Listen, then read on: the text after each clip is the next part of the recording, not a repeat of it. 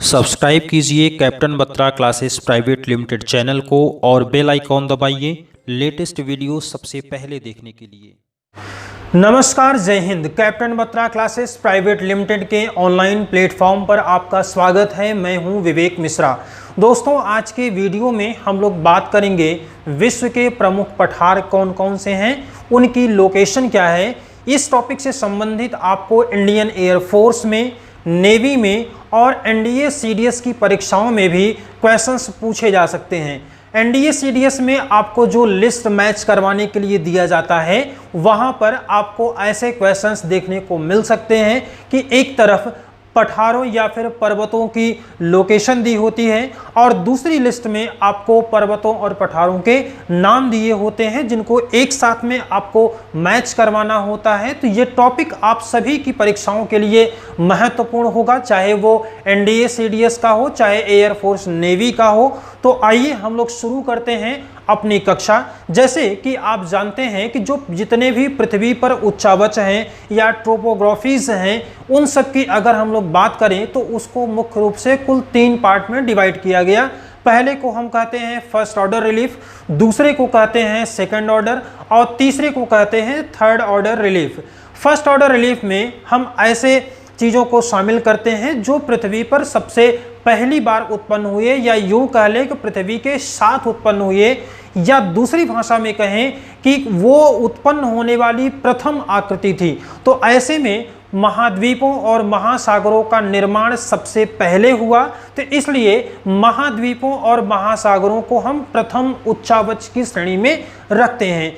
इसके बाद इन्हीं महाद्वीपों और महासागरों पर जो उत्पन्न होने वाली स्थलाकृतियां थी, जैसे पर्वत हैं, पठार हैं, मैदान हैं, तो इस तरह की जितने भी चीज़ें हैं उनको हम सेकंड ऑर्डर रिलीफ में रखते हैं।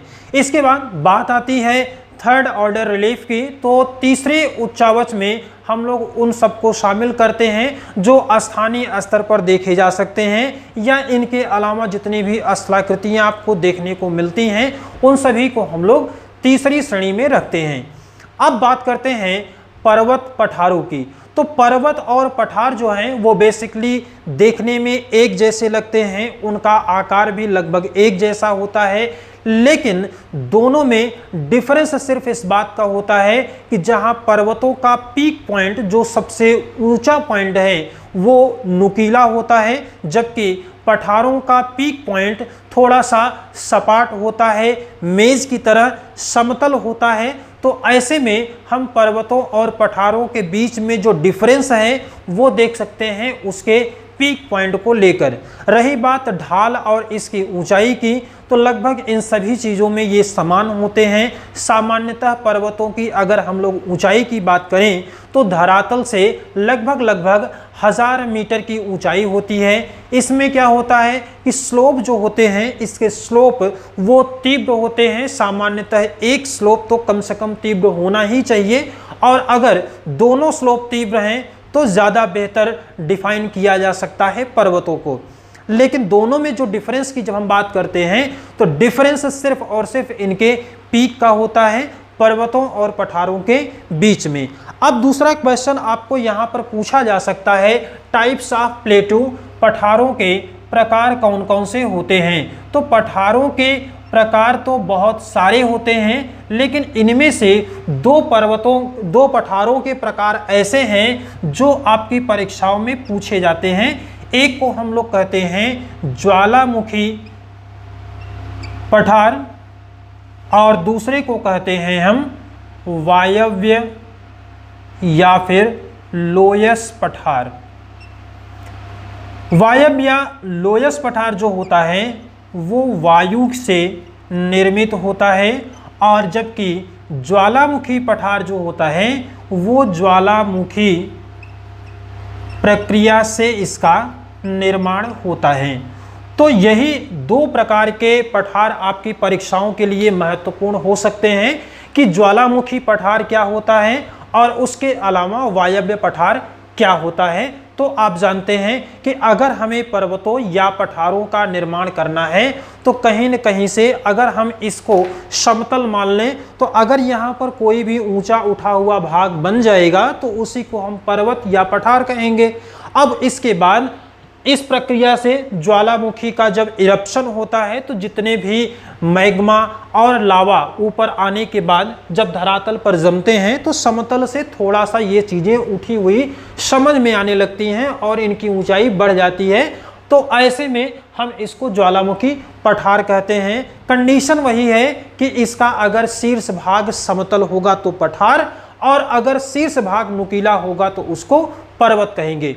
दूसरी चीज जो हम लोग वायव्य या लोयस पठार कह रहे हैं, तो वायव्य या लोयस पठार ऐसे पठार होते हैं जो हवाओं के द्वारा जितने भी सेडिमेंट होते हैं या फिर अवसाद होते हैं या कंकड़ पत्थर होते हैं या यूं कह लें कि जितने भी पठार बनने के रॉ मटेरियल होते हैं उन सभी का जब कलेक्शन वायु के द्वारा हो, हवाओं के जरिए हो, तो ऐसे बनने वाले पठारों को हम कहते हैं वायव्य या लोयस पठार। अब आपकी परीक्षाओं के लिए जो फैक्चुअल चीजें पूछी जाती हैं वो आपको पूछा जाता है कि कौन सा पठार किस देश में स्थित है, ये आपके लिए ज्यादा महत्वपूर्ण होता है। तो आइए हम लोग एक एक करके देखते हैं कि कौन सा पठार कहां पर स्थित है। जैसे पामीर का पठार कहां पर है, तो पामीर का पठार होता है चीन या तिब्बत में। लारेंसिया पठार होता है कनाडा में। तकला माकन पठार होता है चाइना में। अहगर पठार होता है अल्जीरिया में।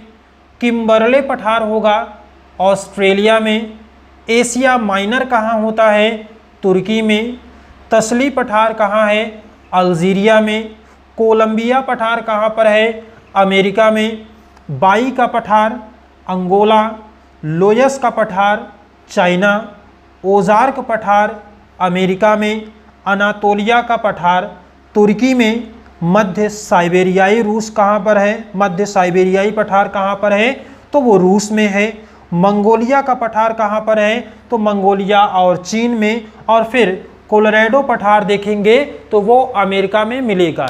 ये सारी चीज़ें आप सिर्फ ऐसे सुनते न रहिए, बल्कि अपने एटलस में या आपके पास जो भी मानचित्र है, मैप है, विश्व के मानचित्र पर कम से कम इन सभी देशों की लोकेशन आप देखिए और अपने माइंड में एक सेटअप बनाइए कि हाँ, अगर चीन का नाम आएगा तो हम पामीर का पठार, तकला मकान का पठार और लोयस का पठार ज़रूर याद रखेंगे। इसमें से सबसे ज़्यादा अगर महत्वपूर्ण की हम लोग बात करें तो आपके लिए ये वाला क्वेश्चन हो सकता है।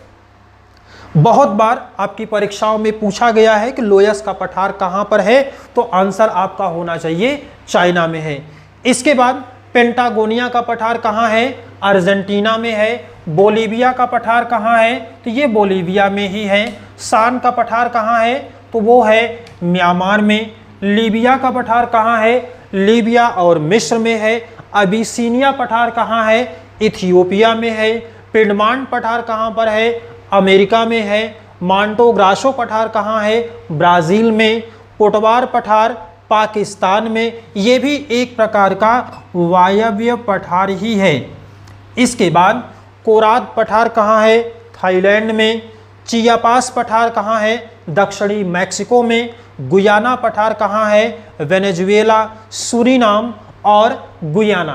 तो ऐसे बहुत सारे पठारों की लिस्ट हम लोगों ने देखी कि आपकी परीक्षाओं के लिहाज से कौन महत्वपूर्ण हो सकते हैं। अब आपका काम है कि इस वीडियो को कम से कम 2 से 3 बार देखिए, एक बार अपनी कॉपी में लिखिए और दिन भर जब भी आपको वक्त मिले, आपके आंखों के सामने जब मानचित्र मिले, तो उन सब चीज़ों को, उन सब पठारों को आप थोड़ा सा फील करिए, तभी चीज़ें आपको ज़्यादा लंबे समय तक याद रह पाएंगी। तो आज की वीडियो में बस इतना ही। अगले वीडियो में हमारी आपकी फिर से मुलाकात होगी, लेकिन वीडियो को आप लाइक करिए, दोस्तों के साथ शेयर करिए, चैनल पर नए हैं तो सब्सक्राइब करिए और बेल आइकॉन ज़रूर दबाइएगा, क्योंकि आपके पास नोटिफिकेशन नहीं पहुंच पाती है। जब नोटिफिकेशन बेल ऑन करेंगे तो उसमें ऑल नोटिफिकेशन का एक ऑप्शन आएगा, तो आपको ऑल नोटिफिकेशन पर क्लिक करना है। अगले वीडियो में फिर से मुलाकात होगी, तब तक के लिए